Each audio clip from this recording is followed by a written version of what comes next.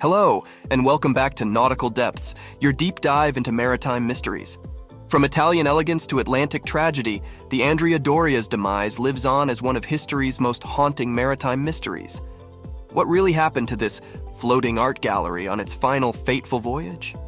Today we're exploring the haunting tales of the Andrea Doria shipwreck, a story of beauty, tragedy, and enduring mystery. So let's get right into it. The Andrea Doria was more than just a ship. It was a symbol of national pride for Italy. Launched in 1951, it represented the resurgence of the Italian maritime industry after the devastation of World War II. The ship was named after the 16th century Genoese admiral Andrea Doria, reflecting its strong Italian heritage. But it was the ship's beauty that truly set it apart. The Andrea Doria was often referred to as a floating art gallery due to its stunning array of artwork, from intricate tapestries to awe-inspiring murals. With its sleek design, luxurious amenities, and artistic interiors, the Andrea Doria was one of the most beautiful ocean liners of its era. But beneath its elegant facade lay a tragic tale that we will explore today. On July 17, 1956, the Andrea Doria embarked on what was to be its 101st transatlantic crossing from Italy to New York City, carrying 1,134 passengers and 572 crew members. However, on July 25th, the ship met with a tragic fate in the heavily trafficked sea lanes off the northeast coast of the United States. Despite radar technology, a series of misjudgments and miscommunications led the Swedish liner, Mississippi Stockholm, to collide with the Andrea Doria off the coast of Nantucket. The collision, exacerbated by heavy fog and deviations from recommended routes, resulted in a fatal breach in the Andrea Doria's hull, marking the beginning of the end for the once luxurious and safe vessel. The disaster claimed 51 lives, including Maria Sergio and her 4 young children. On July 25, 1956, the Andrea Doria sailed through a dense fog off Nantucket's coast.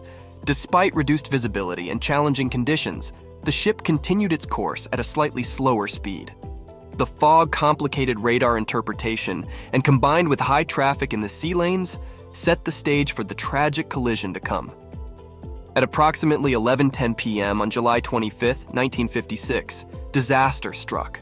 The MS Stockholm, with its icebreaker-designed bow, collided with the starboard side of the Andrea Doria. The impact was devastating, creating a gaping hole that stretched nearly 40 feet. In the immediate aftermath of the collision, chaos ensued. The Andrea Doria was listing severely, making half of its lifeboats unusable. The crew worked frantically to launch the remaining lifeboats and begin evacuating passengers. As distress signals echoed across the Atlantic, other ships in the vicinity raced to the scene. The French liner Ile-de-France, which had been sailing eastward from New York, turned around and played a crucial role in the rescue operations.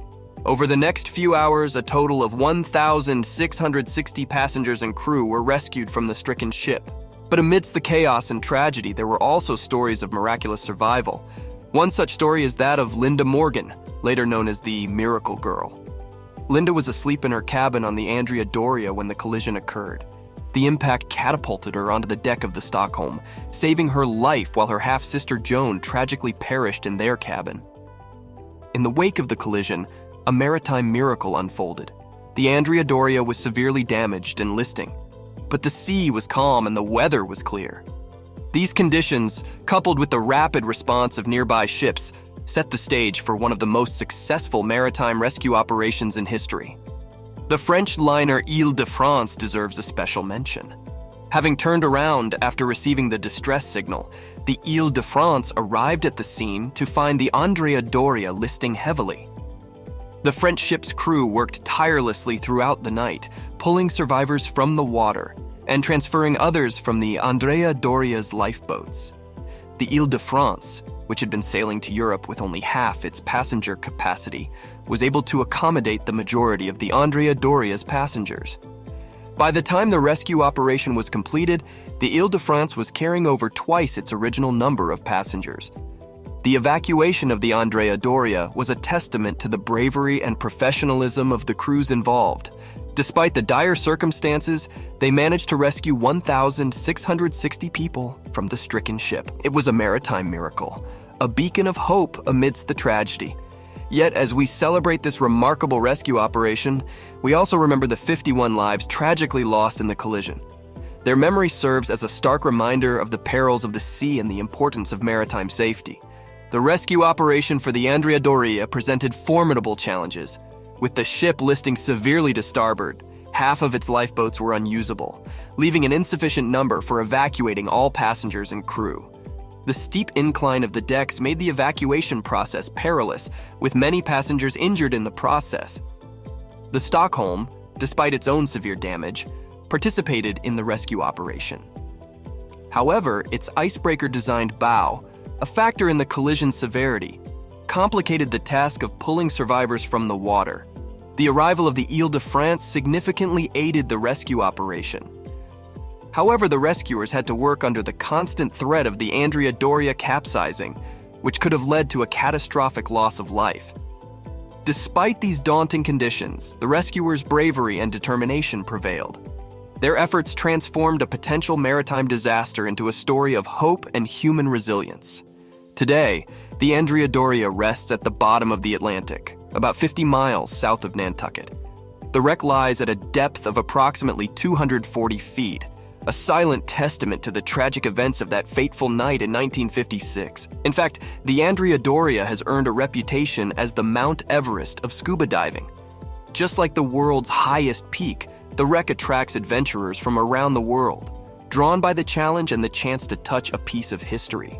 As we explore the depths of the ocean and uncover the secrets of the Andrea Doria, we remember the ship not just for its tragic end, but for its legacy. A legacy of luxury, of resilience, and of a maritime disaster that changed the course of maritime safety. Since the Andrea Doria sank to the bottom of the Atlantic, it has been the subject of numerous diving expeditions. These expeditions, often fraught with danger, have brought back artifacts and images that provide a glimpse into the ship's final moments. Diving to the Andrea Doria is a formidable challenge. The depth, the strong currents, and the often poor visibility make each dive a risky endeavor. Over the years, the wreck has claimed the lives of more than a dozen divers, earning it the nickname the Mount Everest of scuba diving. Yet, despite the risks, divers continue to be drawn to the wreck. Each expedition brings with it the hope of uncovering new information about the ship and the events that led to its sinking. The cause of the Andrea Doria's sinking has been the subject of ongoing debate. While the collision with the Stockholm was the immediate cause, questions remain about why the two ships were on a collision course and why they were unable to avoid each other despite the use of radar.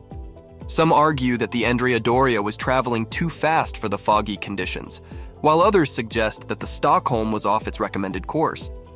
The debate continues, adding another layer of mystery to the haunting tale of the Andrea Doria. What do you think led to the tragic collision between the Andrea Doria and Stockholm? Do you have a theory about the collision or a personal link to the ship? Please share in the comments section. Remember to like, share, and subscribe to Nautical Depths for more maritime stories. Until our next journey, keep exploring.